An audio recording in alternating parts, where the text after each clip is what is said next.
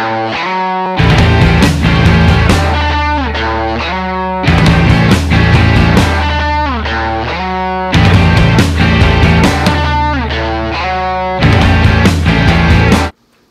that out of there. Get that out of the scenery, huh? Quit chewing the scenery, broom. What makes you? Welcome to another pre-prep for this drunk anime review. Now in future episodes, when I get the budget to do so, I'm going to be making mixed drinks in the style or in homage to the animes I'll be covering in said episode. But since I don't have the budget for that at the moment, I'm just going to be making an altered version of the albino sea beast with Pepsi vanilla instead of Coke vanilla. And during the episode, since I didn't talk about it last time, I drank Dragon's Milk last time. This time I'm going to be drinking Bell's Hop Slam Ale, which is a double IPA. But before that, I'm going to do 2 shots of Kraken proper and just add 1 shot to the albino sea beast. Makes you want a little bit of loving.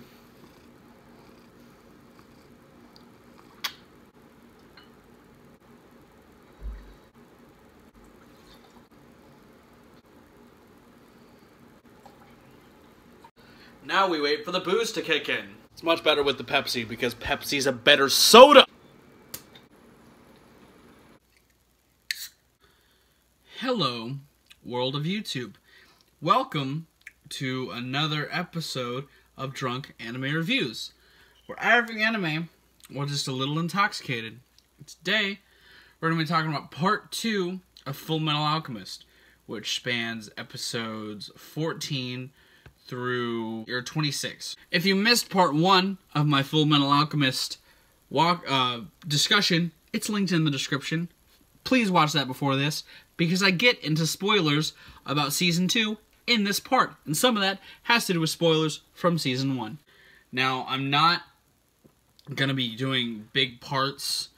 I'm going to be splitting it up basically how Netflix does it, because it feels a little better.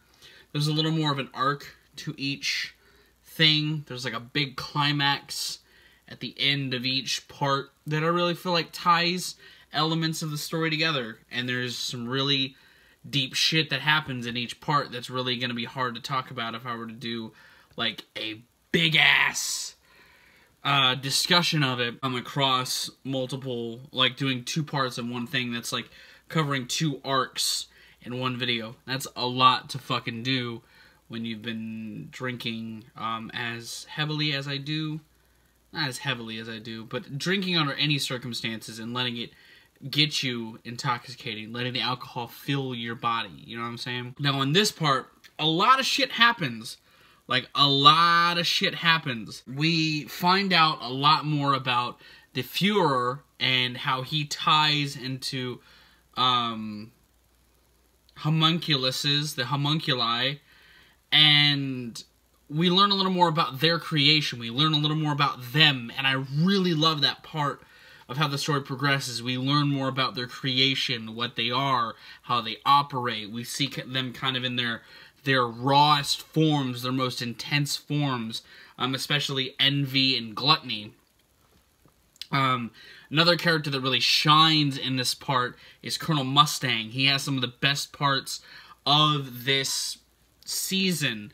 I love what this fleshes out in the city itself, while not losing focus on the Elric brothers. Their plight is still heavily seen and witnessed throughout the entire season, but they really do a good job at putting them against different characters, putting different sets of people together, and bringing out a lot of really cool shit into the fray. There's a lot of really good tense moments. They even flesh out characters like Winry, who you might not think would get a whole lot of more story, given in the first season she kind of feels like a side character to the Elric's childhood. And I love it. This is what I love about this show, man. This is why this is one of my favorite anime, you know? You can feel Mustang's passion to the guy that died last season, the guy that had the family that was really sad to see, and his death becomes this bigger thing in the second season because it's focused on, you know, it becomes a big plot point with Ross Hughes, Colonel Hughes, that was his name.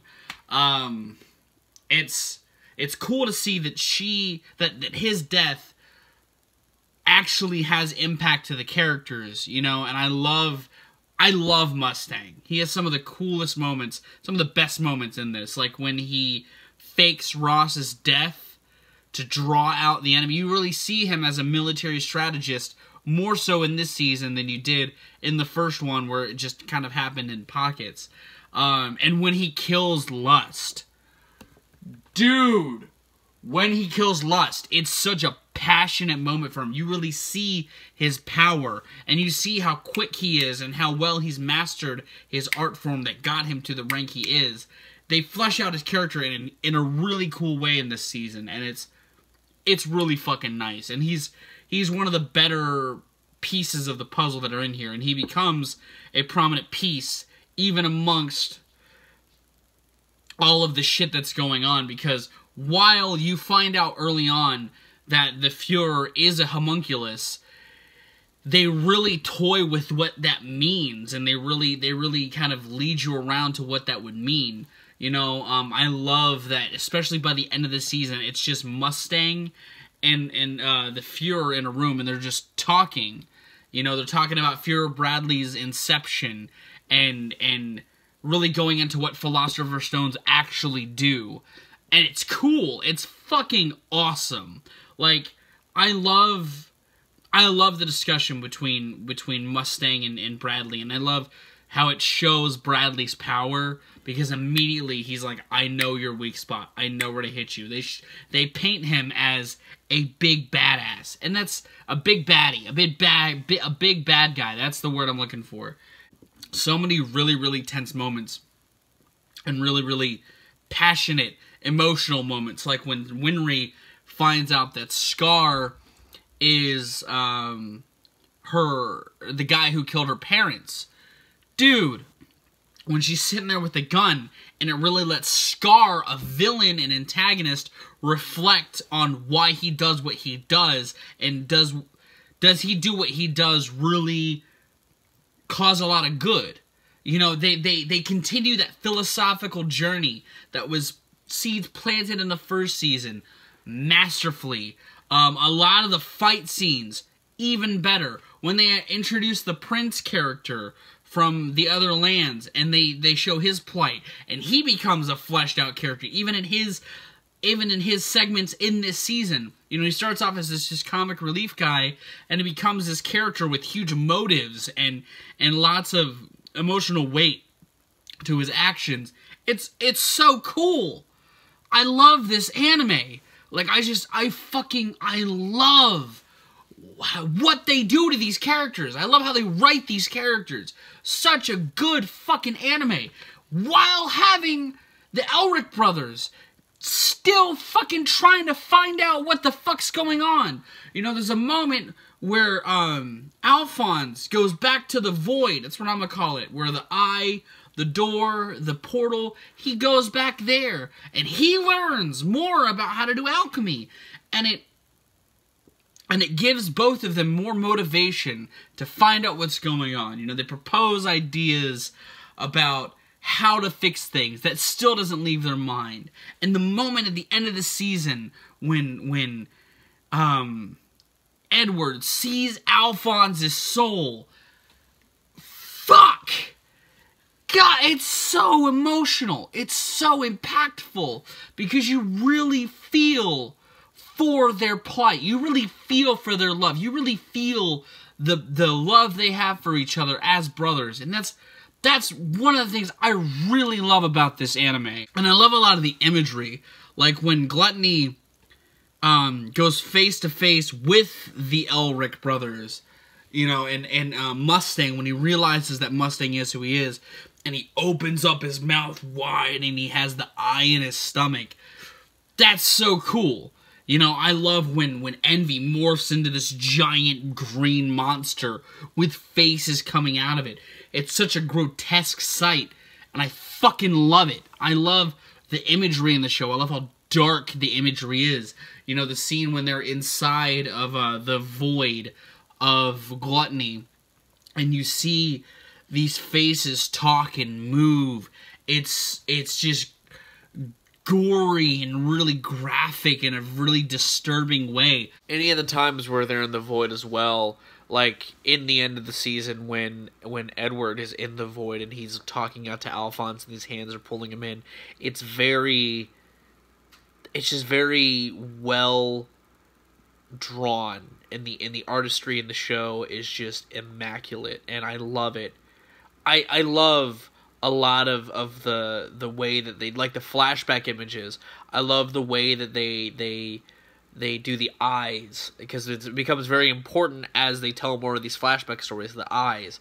And I love the attention to detail they lay on that. It's so nice. They introduce little seeds that plant along the way, like the Elric brothers' father, Hohenheim. When Hohenheim comes back into the picture, and you see Edward talk to him, it's such a really strong moment, because you know that he wishes he could have his father. He wishes his father could give him the answers, and he kind of does. I love how his father kind of just guides him along the way. He's like, hey, what you think of this? What you think of this? He plants the seeds, and he helps the boys grow in his own subtle way. And I love that. I love that not everything in the show is thrown at your face. This season does a lot of being a little more deep, you know. Not only do they flesh out the characters, they flesh out the war. They talk a little bit more about the war and why it broke out. You know, not only the catalyst to the war, which is revealed while the Elric brothers are inside of Gluttony's belly, they talk more about how it changed people. They talk a lot about how it affected those, you know, Mustang and his doctor friend. They have such a tight bond, even if Mustang has him do this deplorable shit, you know. It talks a lot about how it fleshes out a lot about the world that is left after this intense war that went on, you know, not just through the eyes of Scar, but through the eyes of the entire community. And I love that about this show. It's not just focusing on these minute details. They focus on so much, and they do so much within the realms of the world. They do a lot of great world building and character development through that world building. One of the other things I really like about this section in particular as well is they do a lot of weird pair-ups. Like Barry the Chopper comes back, and he's with the guards. He's with Mustang and them for a while, you know. And it's really sad when he comes face to face with his own body. It's such, even that, it's just so impactful. It's so powerful. It's a good amount of weight there, because you really get to dive in a minor way. Not as big as like the Mustang arc or like the shit with the brothers or anything like that, but it's still, you feel for that character, even though he was a bit side character in the first season, you know. And that's just the power of the show. I fucking, like, guys, it's been a delight to revisit the show, and this second part does so much to flesh out the world, flesh out the characters, and do all that good stuff, while also not losing focus on the goal at hand, you know, the character motivation at hand. And that's one of the things I love about this show, is it builds this really lush and elaborate universe with all of these characters having their own solidified morals and stories without losing track on what it started with. And that's what I love about it. That's what I love about this show. You know, it's so good. It's so amazing. And I'm only talking about spoilers, one, because this is a legacy anime. This is an anime that I'm sure a lot of you have watched, and a lot of you want to know my reactions to key moments in the story. But also because I want to gush. I want to gush a little bit, because I fucking love these characters, and I love this anime.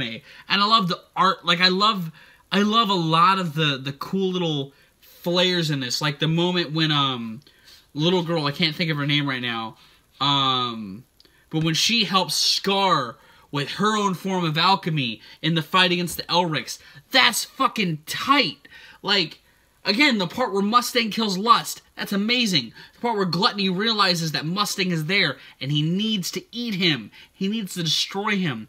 So good. The point when they're inside of Gluttony and they're getting real they're like trying to escape and they're realizing where they are and they're piecing together everything to get out.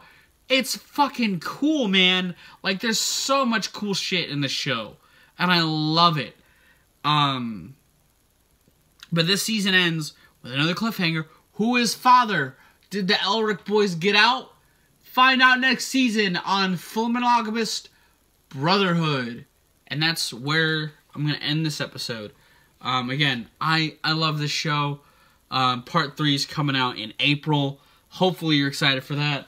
I have a lot of feelings about the show as it continues to go forth. Next month, I'm going to be watching the first season of One Punch Man. If you have a newer anime that you would like for me to discuss on this segment, feel free to let me know about it. There's a couple of new anime that I haven't watched that I'm going to be getting into for this segment to break up the big anime, especially since I'm going to be spacing out Fullmetal Alchemist for a while.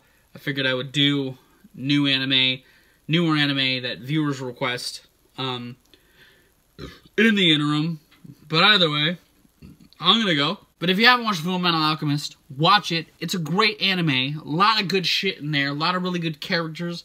A lot of really good action. A lot of really fun comedic moments. Even when they are in the face of death, the show finds a way to make it funny, and I love it for that as well.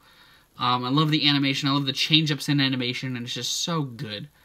Like I said, next time I'm going to be doing One Punch Man. Thank you for watching. I've been Valrak. You guys have good days, situations. I'll see you another day.